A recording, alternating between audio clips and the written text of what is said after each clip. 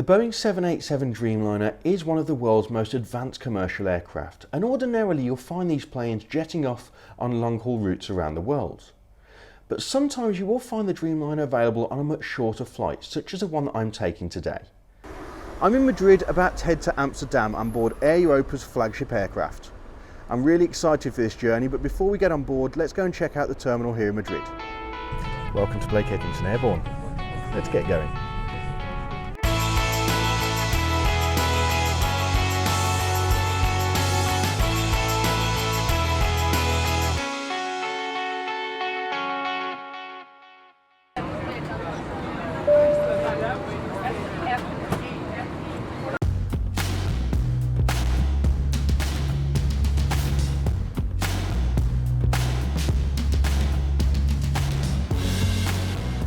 Air Europa operate from Terminal 2 in Madrid, and as the airport is a key hub for the airline, it's little surprise that they have a large presence in the terminal. Before security, there are a couple of shops available to passengers, but I'm eager to get airside, so let's head on through.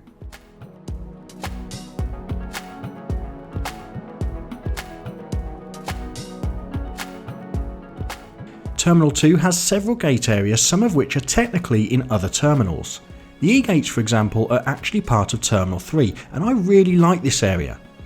Sadly though, Terminal 2 itself is showing its age and it's not as impressive as other parts of the airport. Now there is plenty of seating, but the low ceilings and overall design for me creates a pretty depressing area.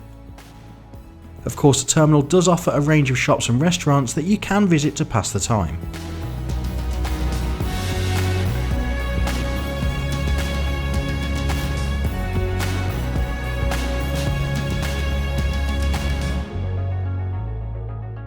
So that's Terminal 2 here in Madrid. It's not my favourite terminal at this particular airport, that has to go to Terminal 4. But I've spent enough time looking around now, let's go and get on board an aircraft to Amsterdam.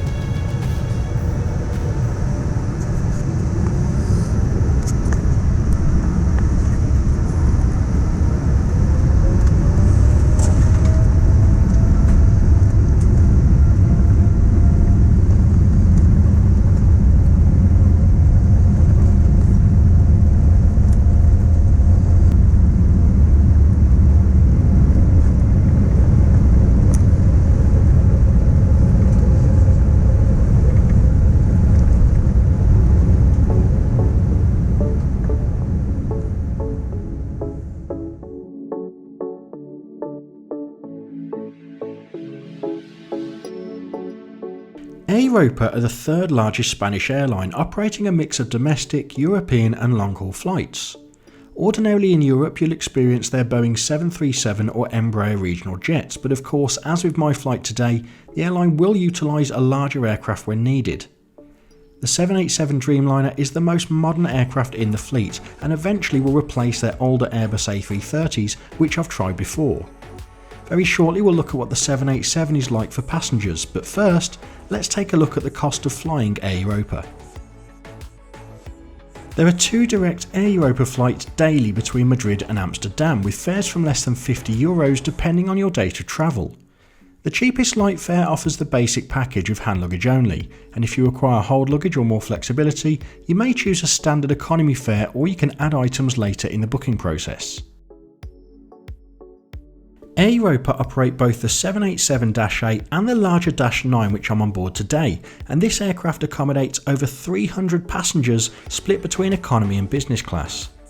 The cabin features LED mood lighting to help you relax and alleviate jet lag on longer flights. There's plenty of room for your bags in the large overhead lockers, and in the panel above your head you'll find individual reading lights, although I was disappointed that no air vents were fitted. Of course, the 787 is known for its huge windows, offering great views of the world below, and unlike most aircraft, there's no window shade. Instead they're dimmable, which I personally like, and thankfully the crew chose not to take control of this feature themselves.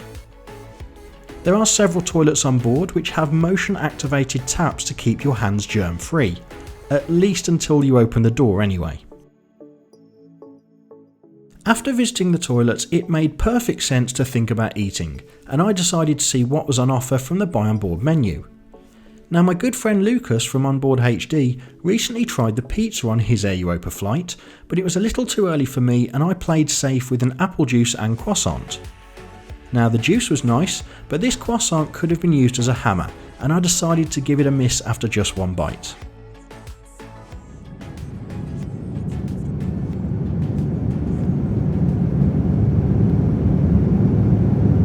As expected, I am enjoying my time on board the 787 today, but if you were to choose to fly with Air Europa on this aircraft, be it short or long haul, what can you expect from the seating economy? Let's take a look. During booking, I pre-selected a preferred seat near the front of the aircraft and paid £13 for the privilege. If you're happy to sit at the rear of the plane, a standard seat costs £9 when booking with Air Europa, and of course extra legroom is available. As this aircraft usually operates on long-haul routes, it's fitted with in-flight entertainment to pass the time.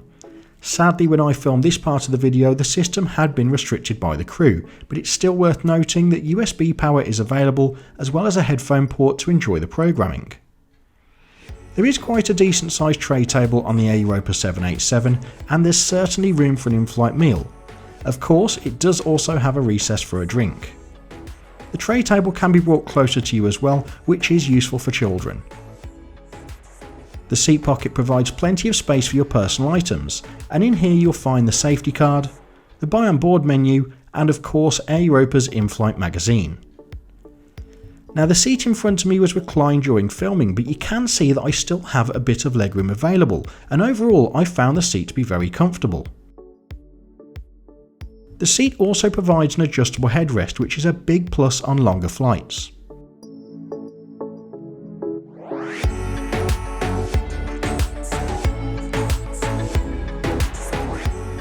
As I've already mentioned, the entertainment system was restricted about halfway into the flight, and sadly before I filmed the options available, so to pass the time I decided to flick through the Air Europa magazine. As always, I made a beeline for the fleet information and also took a look at the routes that this aircraft would normally fly. It's worth pointing out that you can use Wi-Fi on board the Air Europa 787, which costs €15 for 100 megabytes of data.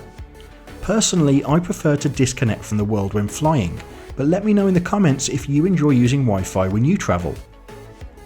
Although I didn't use the Wi-Fi in the air, I did update my social media throughout this journey, and if you'd like to follow my future travels, don't forget to subscribe right here on YouTube, and of course check out my social media pages too. I have some exciting trips planned for the rest of the year, and your support really does make a difference. A big thanks to everyone who follows me, in particular Laurie Davies and all of my other patrons who donate to the channel. We've now begun our descent towards Amsterdam. There's not long left to go, and hopefully we get some good views on landing. Of course, don't forget to stick around until the end of the video for my final thoughts on the Air Europa 787 experience.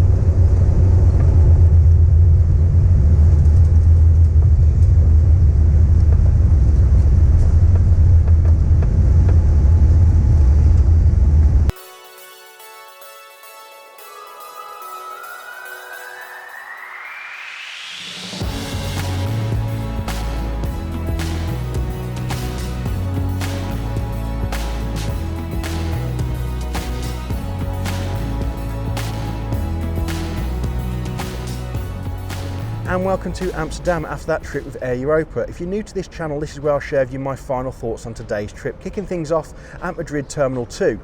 It's not my favourite terminal at the airport, that has to go to Terminal 4, which is a beautiful place. I found a lot of places in Terminal 2 pretty dark and oppressive really, quite low ceilings, and there wasn't a massive amount to see really. I would say though that the E-gates are much more attractive, so if you are travelling through this terminal, maybe spend a bit of time there. Now the flight itself, well, I'm a very big fan of the 787 Dreamliner. It is one of my favourite aircraft. I like the design of it, I like the cabin design, I like the aircraft look itself, I like the fact that you tend to feel a little bit better getting off it compared to some older jets. This particular plane, well, it was in pretty good condition, a little bit of dirt here or there, but I did find that the legroom on board in particular was pretty comfortable, even when the passenger in front of me reclined. Also, the in-flight entertainment, well, it was nice when it was running, certainly had a quick look at it, but sadly I didn't get much of that on film because about halfway through the flight the crew for some reason switched it off. And speaking of the crew, they were efficient, but I wouldn't say they're the warmest crew that I've ever met on board. They got the work done pretty quickly. The snack service, for example, happened without a hitch and pretty early into the flight, but they weren't particularly friendly in my opinion. That may, though, have been the language barrier perhaps. Speaking of the snack service, I would say it's a very good selection of snacks to purchase on board the Air Europa short routes. Any flight that has pizza available is a winner in my book, but it was a little bit early for me to try that today. One negative about the Air Europa aircraft though is the fact they don't fit air vents for passengers, and the cabin itself was pretty warm, so it was quite uncomfortable at times during the flight. Overall though, I did enjoy my trip on board Air Europa today, and of course the 787 Dreamliner in particular, and I'd love to try it again in the future. If you've flown on the aircraft before, please do let me know your feedback in the comments section below. Give this video a like if you've enjoyed it, and if you haven't already, hit that subscribe button and the notification bell so you never miss a future video. And of course, as always, take care.